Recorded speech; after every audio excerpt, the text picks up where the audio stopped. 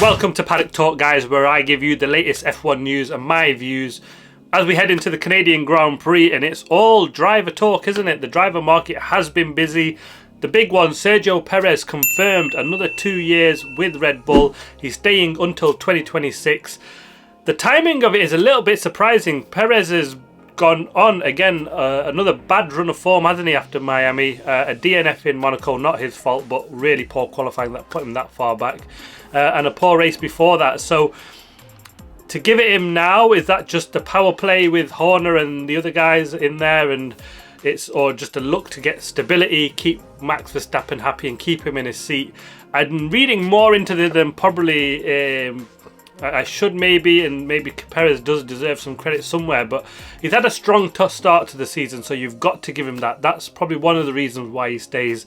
He works well with Max Verstappen, bar what we've seen in Monaco and Brazil last year, but they seem to have worked well over that. He can be a real team player, as we've seen in 2021 in Abu Dhabi. He can play that role.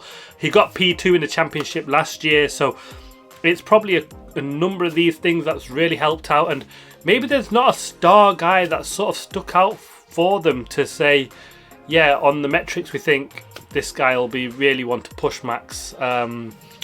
And if Max decides to lead, lead the team from there. Because Max could leave. The 2026 regulations are a big one, and if Red Bull get it wrong with it, going with their own powertrains, it could really backfire and be, there's real reasons for Max to leave. It's not just talk at this moment in time, I don't think. And I think to keep Max, I think Sergio was probably one that he'd probably want to keep there. What does it mean for the driver market? Well, Carlos Sainz is another door closed for him, and also Ocon as well, hasn't it? He's the other big news, really.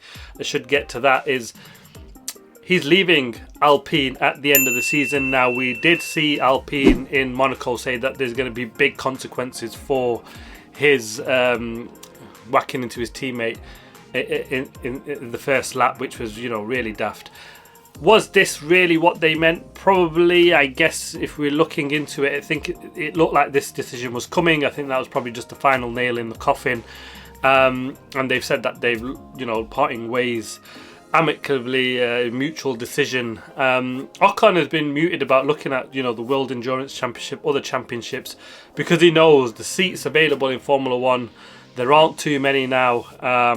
And the way he's left Alpine does leave a bit of a black mark, doesn't it? Because he's had issues with previous teammates, Alonso, Perez before this. So he's got a bit of a history, and does a team, when you've got big regulations coming, want a guy that will fight against their teammate, or one that will work together and get them through any issues that they may have when they pop up? And so that might put him in a little bit of a predicament. In terms of the driver market, what options are available? Well, there's one seat left at Mercedes. There's potentially one at Aston Martin. That's completely up to Lance Stroll. It's not officially announced, so we'll keep that seat open, I suppose. And there's one seat at Williams and Sauber. The Red Bull, Haas and Alpine both have 2 seats available. Obviously, the Alpine seat is gone for Ocon, but he could easily go to Haas, Racing Bulls.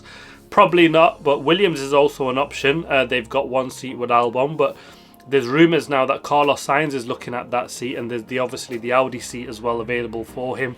Toss up between Williams and Audi for Carlos Sainz, Sauber for next year potentially, and Ocon. Well, yeah, I think the Haas one would be interesting if he went there. Would he go into the Red Bull stables and take up one of the RB seats? I'm not so sure, because they've got Liam Lawson in the wings there, and they need to make a decision on Daniel Ricciardo and Yuki Tsunoda, and I don't think they'd probably get rid of both of them. And Yuki is the man at the moment, isn't it? So it's a potentially only 1 seat at Racing Bulls. I do imagine they would keep either Daniel Ricciardo or Yuki Tsunoda in that seat. So it's getting very tight. And then we also got to look who's in the market now. Jack Doohan is going to take Ocon's place in FP1 for the Canadian practice. And he's potentially lined up for that seat. We've also got Kimi Antonelli and we've got Ollie Berman also looking at these seats, so it's getting really tight and congested in this driver market, isn't there? So still a lot to play for. I was expecting the Red Bull announcement to be a bit later in the season to give Perez a few more races, but they've just gone to stabilize things. I can understand why they've had big departures recently and they just want to draw a line under it and move forward and build on the platform that they've built from last year, isn't it?